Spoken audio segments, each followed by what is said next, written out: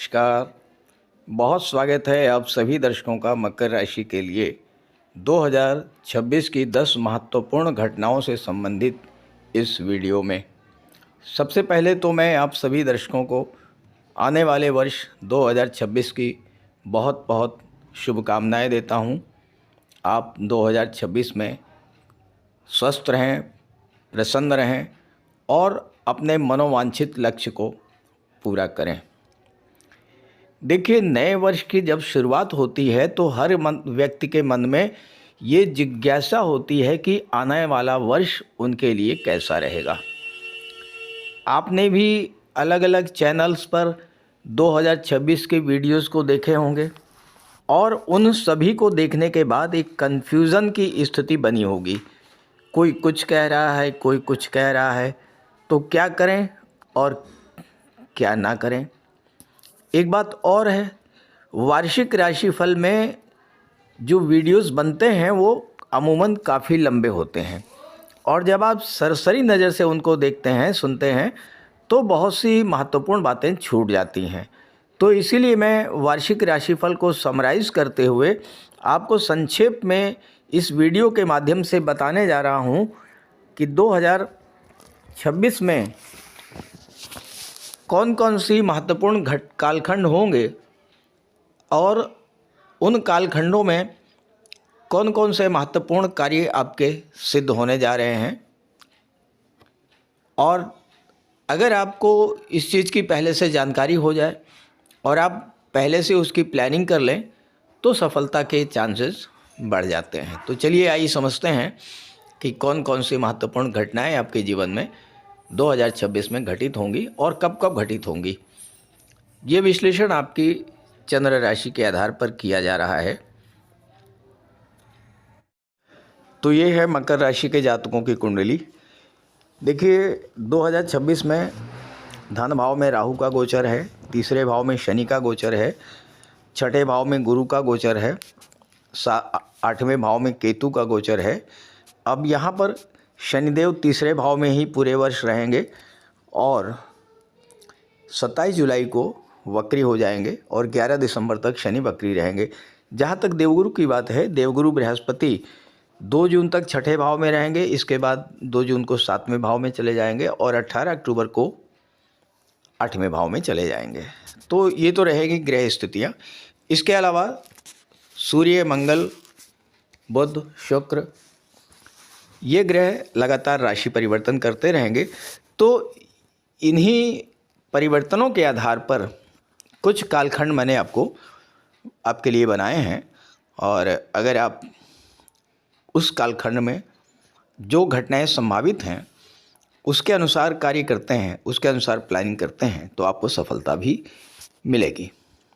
देखिए, पहली घटना है 16 जनवरी तक। इस घटना की शुरुआत हो चुकी है, 7 दिसंबर से ही शुरुआत हो चुकी है। मंगल आपकी कुंडली के 12वें भाव में बैठे हैं। मंगल और गुरु का दृष्टि संबंध बन रहा है। गुरु अपनी ही राशि को देख रहे हैं। शनि गुरु की राशि में बैठे हैं। राहु की दृष्टि गुरु पर पड़ रही है और शनि की दृष्टि 12वें भाव पर पड़ रही है। जब भी गुरु मंगल का संबंध बनता है, दृष्टि संबंध बनता है, तो extra source of income generate होते हैं। इस कालखंड में 16 जनवरी तक अगर आप एफर्ट करेंगे तो आपके आय के एक से अधिक साधन तो बनेंगे ही। हो सकता है कि वो इनकम आपकी विदेशों से आए, हो सकता है कि वो इनकम आपकी प्रॉपर्टी से आए, हो सकता है कि आपको वो इनकम जो है आपके फ्रेंड से आए या फिर किसी पुराने निवेश से आए और या फिर अचानक से कहीं से धन प्राप्ति का योग बने। इस तरह की घटनाएं 16 जनवरी तक होंगी और अगर आपने इस दिशा में एफर्ट किया तो आपको सफलता भी मिलेगी। अगर आप extra source of income generate करने के लिए प्रयास करेंगे तो सफलता मिलेगी। दूसरी घटना जो है ये 16 जनवरी से लेकर के और 26 फरवरी के बीच की है। इस समय मंगल उच्च की राशि में गोचर करेंगे, आपके लग्न भाव में बैठे होंगे। मंगल चौथे भाव के और 11वें भाव के स्वामी हैं, यानी प्रॉपर्टी, आपकी इनकम, आपकी इच्छा पूर्ति, और 7वें पर दृष्टि पड़ेगी आपका व्यापार। मंगल की दृष्टि चौथे भाव पर भी पड़ेगी। 16 जनवरी से 26 फरवरी तक ये वर्ष सूर्य का वर्ष है, और 14 जनवरी को सूर्यदेव भी मकर राशि में आ जाएंगे यहाँ पर लग्न में।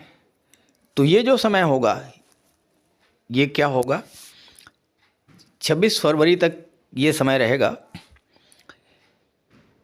प्रॉपर्टी का योग बनेगा, प्रॉपर्टी बेचने का या प्रॉपर्टी खरीदने का बहुत अच्छा योग बनेगा। 8वें भाव के स्वामी सूर्य हैं, और 8वें भाव के स्वामी और चौथे भाव के स्वामी एक साथ जब गोचर करेंगे तो या तो आप प्रॉपर्टी में निवेश करेंगे, या प्रॉपर्टी में कोई आपका डूबा हुआ पैसा है और उसके लिए आप एफर्ट करेंगे तो वो आपका डूबा हुआ पैसा भी इस समय आपको मिल सकता है। 8वां भाव टैक्सेशन को दर्शाता है। टैक्स रिलेटेड कोई मैटर है जो राहु की दृष्टि पड़ने के कारण उलझा हुआ था, तो 16 जनवरी से 26 फरवरी के बीच में टैक्स रिलेटेड मैटर्स को भी आप सॉर्ट आउट कर पाएंगे, और प्रॉपर्टी में कोई डूबा हुआ पैसा, किसी को उधार दिया हुआ पैसा, ये पैसा भी आपको इस समय मिल सकता है। तीसरी घटना का समय नोट करिए। 23 फरवरी से लेकर के 2 अप्रैल मंगल होंगे धन भाव में राहु के साथ। राहु मंगल का अंगारक योग बनेगा। बहुत सतर्क सावधान रहने का ये समय रहेगा 23 अप्रैल से 23 फरवरी से 2 अप्रैल के बीच में। अंगारक योग, क्रोध की कोई सीमा नहीं होगी। छोटी चीज़, छोटी बात को लेकर के कलह की स्थिति बनेगी। ऐसे में आपको अपनी वाणी पर विशेष नियंत्रण रखना होगा। परिवार में कलह की स्थिति बनेगी, प्रॉपर्टी का कोई विवाद डेवलप हो सकता है, और राहु और मंगल दोनों की दृष्टि अष्टम भाव पर पड़ेगी। अचानक से आपका स्वास्थ्य खराब हो सकता है, अचानक से चोट चपेट, एक्सीडेंट संबंधित घटनाएं भी इस गोचर काल में घटित हो सकती हैं। चौथी घटना 14 मई से 2 जून के बीच में घटित होने का योग बन रहा है। 14 मई से 2 जून के बीच में कुंडली के 6ठे भाव में शुक्र और गुरु की युति बनेगी और राहु की दृष्टि बढ़ेगी। शुक्र, गुरु और राहु ये तीनों ही प्लेनेट ऐसे हैं जो कि धन के कारक होते हैं, और राहु आकस्मिकता के कारक होते हैं। शुक्र आपकी इच्छा पूर्ति के कारक होते हैं। जब इन तीनों ग्रहों का संबंध बनेगा तो एक तो आपको धन की प्राप्ति होगी, अचानक से धन की प्राप्ति होगी, आपकी कोई इच्छा पूर्ति का योग बनेगा, और तीसरी जो महत्वपूर्ण बात होगी कि विदेश से संबंधित कार्यों में आपको विशेष सफलता मिलेगी इस गोचर काल में। और इसके अलावा राहु, शुक्र 10th लॉर्ड हैं, राहु की दृष्टि पड़ रही है, राहु की विदेश के कारक हैं। तो जो जातक विदेश जाकर के अपनी किस्मत आजमाना चाहते हैं, विदेश या किसी विदेशी कंपनी या किसी मल्टीनेशनल कंपनी में जॉब के लिए एफर्ट कर रहे हैं, तो इस टाइम पीरियड में उनको भी सफलता मिलेगी। 5वीं घटना 15 जून मई से 15 जून के बीच घटेगी। 15 मई से लेकर के और 15 जून के बीच सूर्य 6ठे भाव में होंगे, और 2 जून तक सूर्य गुरु भी 6ठे भाव में होंगे। छठा भाव नौकरी का होता है। और सबसे बड़ी बात यह है कि पूरे 1 माह तक सूर्य का विपरीत राजयोग बनेगा। अष्टम के स्वामी होकर के सूर्य छठे में गोचर करेंगे, गुरु के साथ गोचर करेंगे। तो ये वो समय होगा जो छात्रों के लिए बेहद अनुकूल समय होगा। शासन प्रशासन से जुड़े हुए जातकों के लिए बेहद अनुकूल होगा। पॉलिटिक्स में जो लोग जुड़े हुए हैं उनके लिए ये समय बड़ी बड़ी उपलब्धियां हासिल करने का होगा। 15 मई से 15 जून का समय बेहद महत्वपूर्ण रहेगा आपके लिए। छठवीं घटना 2 जून से 18 अक्टूबर तक देवगुरु 7वें भाव में रहेंगे। 2 जून से 18 अक्टूबर तक 7वें भाव में रहेंगे और 8 जून से यहाँ पर शुक्र भी आ जाएंगे।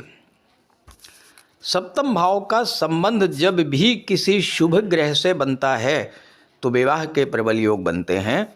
जो जातक अविवाहित हैं उनके लिए वैसे तो 2 जून से 18 अक्टूबर तक लगातार विवाह का योग बना ही हुआ है, लेकिन 8 जून से विवाह का प्रबल योग, विशेष योग बनेगा। और साथ ही साथ पार्टनरशिप में कोई व्यापार व्यवसाय शुरू करना चाहते हैं तो उसके लिए भी बहुत अच्छा योग बन रहा है। 7वीं घटना 12 नवंबर 2026 मंगल केतु की युति बनेगी अष्टम भाव में। ये समय स्वास्थ्य की दृष्टि से बेहद खराब रहेगा। मंगल 8वें भाव में, केतु 8वें भाव में, राहु की दृष्टि पड़ेगी। अचानक से चोट चपेट, एक्सीडेंट, ब्लड संबंधी समस्या, इस तरह की चीज़ें आपके साथ घटित हो सकती हैं। अचानक से धन हानि, अचानक से प्रॉपर्टी का विवाद, इस तरह की चीज़ें हो सकती हैं। और शनि भी इस गोचर काल में वक्री रहेंगे। तो एक तरह से आप ये समझिए कि शनि, राहु, मंगल और केतु चार प्लैनेट्स का प्रभाव जब 8वें भाव पर होगा तो बेहद सावधानी अपेक्षित है। स्वास्थ्य को लेकर, प्रॉपर्टी को लेकर के, पैसे को लेकर के, धोखाधड़ी, चीटिंग, छल कपट, फरेब, सब कुछ इस टाइम पीरियड में हो सकता है। बहुत सावधान रहना है। 8वीं घटना 23 नवंबर से 6 दिसंबर 23 नवंबर से 6 दिसंबर दैत्य गुरु शुक्र तुला राशि में आ जाएंगे। राहु की दृष्टि पड़ेगी। तो शुक्र क्या है, 4थे भाव पर शुक्र की दृष्टि होगी। सुख सुविधा के साधन बढ़ेंगे। इस समय आप बहुत इजी गोइंग फील करेंगे, मन आपका शांत रहेगा और आपके घर में कोई मांगलिक या धार्मिक आयोजन भी हो सकता है। 23 नवंबर से 6 दिसंबर के बीच शादी ब्याह है, बच्चे का जन्म संस्कार है, इस तरह की कोई घटना इस गोचर काल में आपके घर में हो सकती है। घर का डेकोरेशन वगैरह भी आप करा सकते हैं। 9वीं घटना 18 अक्टूबर से लेकर के और लास्ट दिसंबर देवगुरु आ जाएंगे अष्टम भाव में। 12वें भाव पर दृष्टि, शनि की दृष्टि भी 12वें भाव पर पड़ेगी। 12वां भाव एक्टिवेट होगा। 12वां भाव जब एक्टिवेट होगा तो 18 अक्टूबर के बाद से आपके बिला वजह के खर्चे बढ़ सकते हैं। स्वास्थ्य संबंधी समस्याएं बढ़ सकती हैं। हालांकि 12वां भाव एक्टिवेट होगा तो विदेश में सेटल होने का योग भी बनेगा, विदेश संबंधी कार्य भी बनेंगे, लेकिन खर्चों को लेकर के आपको बहुत सावधान रहना है। फालतू के खर्चे ज़रूर बढ़ेंगे, इसको लेकर के सतर्क रहिएगा। और 10वीं घटना 17 सितंबर से लेकर के 17 अक्टूबर के बीच में घटित होगी, जब सूर्यदेव कन्या राशि में आएंगे, भाग्य भाव में रहेंगे, भाग्य को जागृत करेंगे। शनि सूर्य का दृष्टि संबंध बनेगा। शनि सूर्य का दृष्टि संबंध जो होता है ये प्रबल राजयोग कारक होता है। जो लोग पॉलिटिक्स में हैं उनकी भाग्योन्नति होगी। जो लोग उच्च पदस्थ अधिकारी हैं, शासन प्रशासन में हैं, उनके लिए ये टाइम पीरियड 17 सितंबर से 17 अक्टूबर का बेहद अनुकूल रहने वाला है। साथ ही साथ पिता के स्वास्थ्य का विशेष ध्यान रखिएगा, पिता से रिलेशंस मत खराब कीजिएगा और पिता की सेवा कीजिएगा, पिता का सम्मान कीजिएगा इस गोचर काल में। तो इस तरह की 10 महत्वपूर्ण घटनाएं जो घटित हो सकती हैं उस पर मैंने चर्चा की है। अब आप अपनी जन्म कुंडली के आधार पर देखिए, और अगर आप अपनी जन्म कुंडली को समझ नहीं पा रहे हैं, विश्लेषण कराना चाहते हैं, तो इसी वीडियो के डिस्क्रिप्शन बॉक्स में मैंने अपना व्हाट्सएप नंबर दे दिया है। आप वहां पर अपनी समस्या कमेंट कर सकते हैं और मैं उसका समाधान प्रस्तुत करने का पूरा प्रयास करूंगा। नमस्कार।